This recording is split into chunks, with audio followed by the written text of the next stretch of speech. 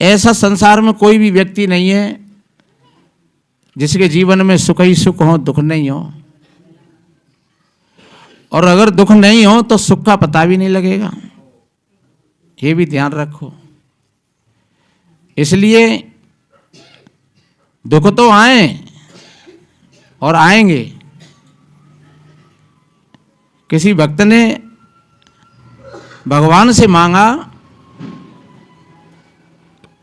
भगवान ने कहा जो मांग ले, जो मांगना है वो। भक्त ने कहा भगवान क्या मांगूं? दुख और सुख तो जीवन के दोनों किनारे हैं, तो ऐसा तो हो नहीं सकता है कि मैं आपसे कहूं कि सुख ही दे दो।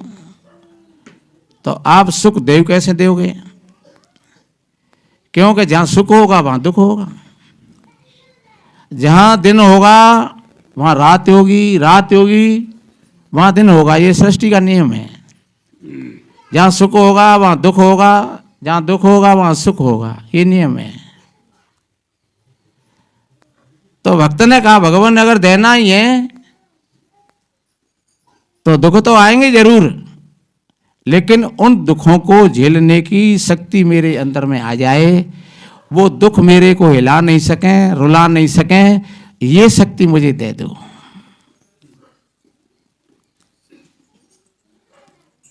तो ये तो एक अलंकार है। जैसे कहा तो ठीक है, दुख तो आएंगे लेकिन तुम हिलोगे नहीं, तुम रोओगे नहीं। लेकिन सच्चे अर्थों में देखा जाए तो ये बोध हमको सत्संग से होता है, किसी के वरदान से नहीं।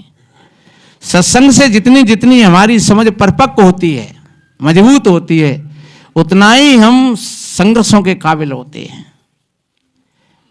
दुख हमारे पास क्या है, अगर थोड़े से हम लौट करके देखें तो हमारे पास तो कोई दुख नहीं है। खास करके जिनको हम बड़े बड़े राजा महाराजा कहते हैं, वो कैसे दुखों के घेरा में रहे।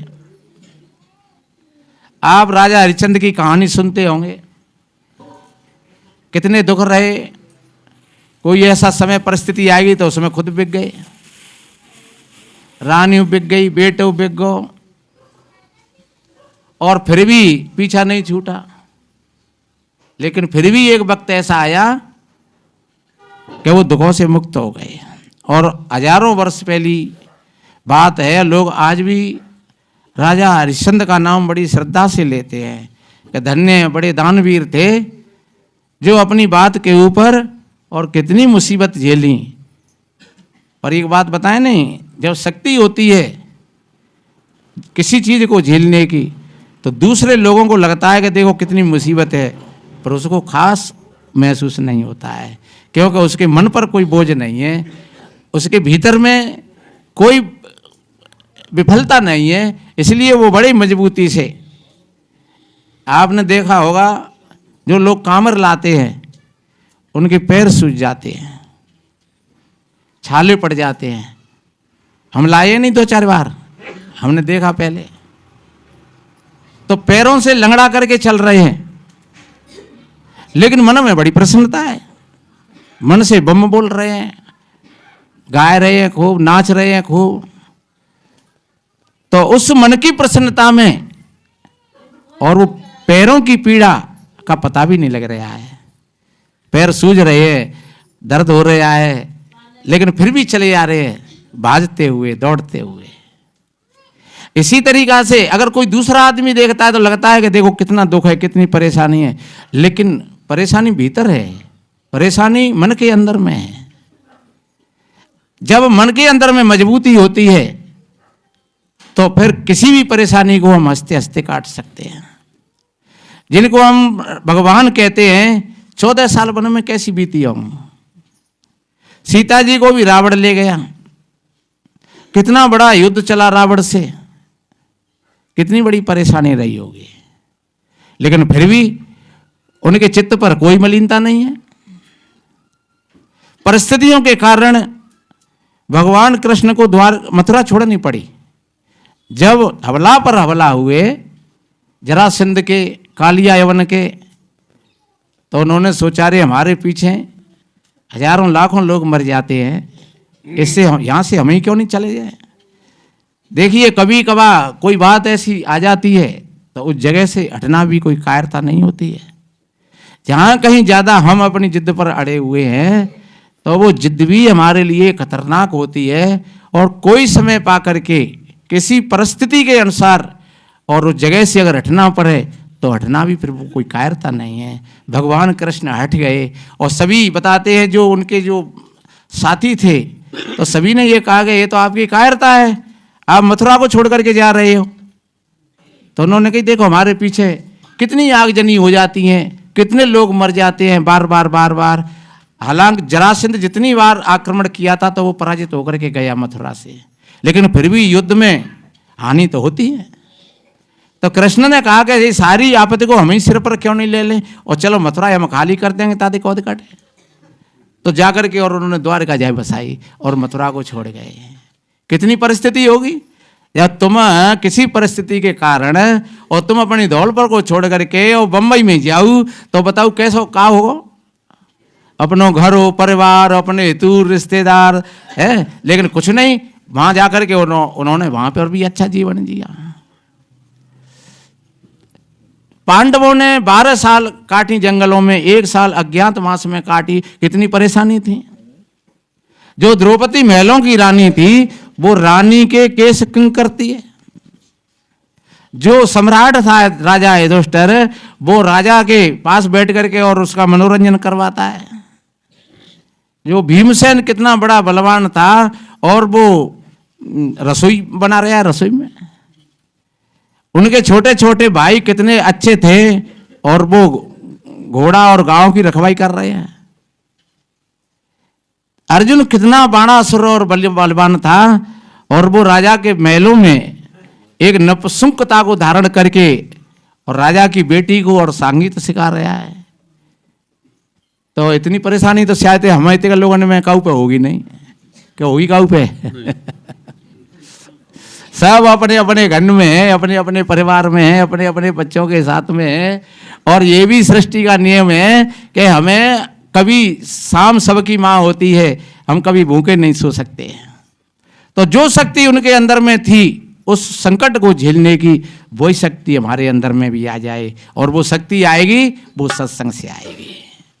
आप सत्संग को ठीक तरीका से सुनोगे और जो नियम है जो आज है वो कल नहीं रहेगा। आप ये मत समझना उनके तो बहुत लंबे दिन हो गए थे, चाहे हम राम की बात कहें या पांडवों की बात कहें या राजा नल की बात कहें। राजा नल ने बेचारे ने कितनी योगा झेली है और उनकी तो बहुत लंबे लंबे दिन समय थे। हमारे लिए इतना लंबा नहीं है। तो आप बुखार आ जाओ तो 2 दिन आ जाओ, 4 दिन आ जाओ, 6 दिन आ जाओ, महीना 15 दिन आ जाओ ज़्यादा से ज़्यादा। तो उस बीमारी से भी हमें मुक्ति मिलेगी और मिल जाती है। परिवार में 4 लोग हैं तो कोई हारी तकलीफ हो जाती है, उसमें घबराना नहीं चाहिए, बड़ी धैर्यता के साथ। और एक बात बताएं, तुम अपने मन से अगर गिर गए तो वो संकट तुमको दाब लेगा और तुम अगर अपने मन से नहीं गिरे तो वो संकट जैसे काली घटाएं निकलती हुई चली जाती हैं, ऐसे ही काली घटा जैसे वो संकट तुम्हारा निकलता हुआ चला जाएगा, वो तुम्हारा बाल बांका नहीं कर पाएगा। इसलिए घबराने की बिल्कुल कोई बात नहीं है। किसी भी परिस्थिति में मस्त रहो, आनंद से रहो, रूखा सूखा जैसा है समय पर बढ़िया प्यार से खाओ, उदासीनता के साथ नहीं, प्यार से, और उसको सर्वोपर समझ करके, श्रेष्ठ समझ करके, किसी और की ओढ़ करके नहीं। कितना बढ़िया कहा है कबीर साहब जी ने कि रूखा सूखा खाए के ठंडा पानी पियो और देख पराई चूपड़ी मत ललचावे जियो। आदमी को दुख कब होता है? आदमी अक्सर करके वो अपने दुख से इतना दुखी नहीं है जितना दूसरों के सुख से दुखी है। कि जाने जी 7 मंजिल को मकान कैसे बनवाए लो, और कौन है बनवाए लो? वो भैया ही ने बनवाए लो, अपने नहीं। और भैया ही के मकान दे दुख है हमारे, जे दुख है। अगर कोई वैसा बनवाए ले को और तो बाव को दुख ना ने दुख है तो फिर भैया ही को दुख है। इसलिए मेरे बहन भाइयों, ऐसी चीज हमें अपने हृदय में नहीं पाले। भाई ने अगर कोई अच्छा काम किया है तो अच्छी बात है, अपने समाज में कोई अच्छा काम किया है तो और खुश हो जाइए, अपने गांव में कोई अच्छा काम कर रहा है तो और खुश हो जाइए, अपने समाज में कोई और देश में कोई अच्छा काम कर रहा है तो और प्रसन्न हो जाइए। अगर प्रसन्नता के चीज़ें खोजी जाएं तो छोटी छोटी चीज़ों में आप खुशियाँ खोज लोगे। और अगर तुम्हारे मन में अज्ञान है तो तुम छोटी छोटी बातों पर दुखी होते चले जाओगे, छोटी छोटी बातों पर तुम दुखी हो जाओगे। किसी ने कह दिया ना कहते सरक जाइए, उसी में तुम दुखी हो गए। ले ऐसे क्यों कही, काय को सरक जाऊं, तो तुम जय में दुखी है गए। अरे भैया बच्चे ने तू में है गई, तुम बैठे दुखी है गए। तो अगर तुम्हारे मन में अज्ञान है, तुम्हारा मन सत्संग में नहीं रुचि है, तो तुम छोटी छोटी चीजों में तुम दुखी होते चले जाओगे। फिर चाहे भले ही करोड़ों की कोठी बनना ही हो, वहां में तुम सुख नहीं खोज पाओगे और दुख तुम्हें छोटी चीज में खोज लोगे। और अगर तुम्हारा मन प्रसन्न है, मन निर्मल है, तो तुम छोटी छोटी चीजों में खुशी खोज लोगे और बड़े बड़े दुखों को भी तुम टाल दोगे। बड़ा भी दुख हम देखते हैं तो फोन आते हैं माता बहनों के, तो कितनी बहन बेटी ऐसी हैं कि कभी अपने मुंह से ये नहीं कहेंगी कि महाराज बहुत बढ़िया, बहुत आनंद, बहुत अच्छा। वे कहेंगे महाराज पीठ में दर्द दुखों, पीठ में दर्द दुखों, मुंह में दर्द दुखों, जे और कहूँ वो हर वक्त वही रे वो कबू बे सुखे। हम कहते हैं कि तुम्हें कबू सुकून नहीं मिलेगा। और कोई बहु बिटिया आदमी कैसी परिस्थिति में है, अरे महाराज बहुत बढ़िया, बहुत आनंद, बहुत आनंद, बहुत बढ़िया है महाराज, बहुत बढ़िया है और बहुत बढ़िया है महाराज। तो वे किसी भी परिस्थिति में अपने आप को वे ये नहीं कहेंगे कि हम बहुत दुखी हो गए, कि परेशान हो गए। हाँ, हम कहेंगे अरे जी कैसे कछु तकलीफ पकली बसी है गई, हाँ नहीं महाराज तकलीफ बसी तो है गई नहीं, अरे जी तो चलती रहते हैं महाराज, है ही जाते हैं। तो ये नियम है, ये छोटी मोटी बात है, सबके जीवन में आ जाती हैं, इसलिए घबराने की बात नहीं है। आप जितना प्रसन्न चित्त से रहोगे उतना ही तुम्हारा जीवन सुख और शांति में व्यतीत होगा। आप जितना अपने मन को बढ़िया बना करके रखोगे, देखिए घर परिवार में लड़ाई झगड़े तू में सबन में होती हैं। कोई ये नहीं समझा कि हम भैया अनपढ़ आदमी है या हम गरीब आदमी है, ऐसी बात नहीं है। गरीबन की बात ना ने, मैंने बड़ी बड़ी कोठी वालों में और बड़े बड़े पढ़े लिखे लोगों में, अभी एक वीडियो वायरल हो रहा था और बहुत पढ़े लिखे लोग, एक बहुत बड़ी हस्ती ये धौलपुर की, और भैया बहन एक ओर में और बे मैयो बहन एक ओर में, और बिन्ने हमने मार कुटाई है गई। वे भैया बहन हालांकि अब देखो त्याई ही बेटा है, त्याई ही बेटी है, और आप सही में इतनी मार कुटाई है गई कि वो सरकार में बात पहुंच गई। अब आप देखिए कोठी कार बंगला सोने चांदी तमाम, बहुत बड़ी इज्जत, बहुत बड़ा सम्मान, बहुत बड़े पढ़े लिखे, लेकिन स्थिति क्या है, क्योंकि उन पर सब कुछ है लेकिन सत्संग नहीं है। उन पर सब कुछ है लेकिन संस्कार नहीं है। और जहाँ सत्संग और संस्कार होते हैं वहाँ समझ लो बड़े बड़े पहाड़ भी थोड़े से में ढह जाते हैं, चले जाते हैं, पता भी नहीं पड़ता है। कोई बात भी हो जाती है घर भीतर तो उसको अपने आप में समझौता करके और दूसरे लोगों तक नहीं पहुँचने देते हैं। इसलिए और मैं तो एक बात कहूँ, वैसे कितनी बार ये बात कही होगी, आप ये मत समझना दूसरे लोगों पर तुम्हारे घर का इलाज नहीं है। आप कहीं दूसरे लोगों के पास जाओगे अपने घर की समस्या को लेकर के तो आपके घर की समस्या और बढ़ जाएगी। और एक बात बताएं, क्योंकि लोगों के पास में दवाई तो हॉस्पिटलों में ही होती है, पट्टी और दवाई कहाँ मिलेगी, हॉस्पिटल में, और नवक और मृस तो घर का दरे हैं। सो तुमने ने का बनो घाव बता दो तो पट्टी तो होना वहां पे बेचारे नवक ही डाल देगा, वहां पे 100 रुपये मिला जाओगे तो। इसलिए अपने घर की बातों को हमेशा अपने घर में रखो। और ये नहीं कह रहा हूं मैं कि उनका दमन करो, दमन मत करना। जहां कोई तुम्हारी बात को सुनता हो वहां बैठ करके बतरा लो, कोई बात नहीं है। तो क्योंकि अच्छे लोगों में बैठ करके अपनी बात कहने से कुछ मन का हल्कापन हो जाता है, मन हल्का हो जाता है। पर अपने लोगों में जो कहते हैं कि अपनो होता देव बताई और दुर्मतिया से ले छिपाई। जहां अपना हो वहां अपनी बातें खुल करके बता दो, और जहां तुम्हें जानकारी नहीं है और जहां जगह जगह तुम कहोगे तो तुम अपनी गरिमा को खत्म कर रहे हो।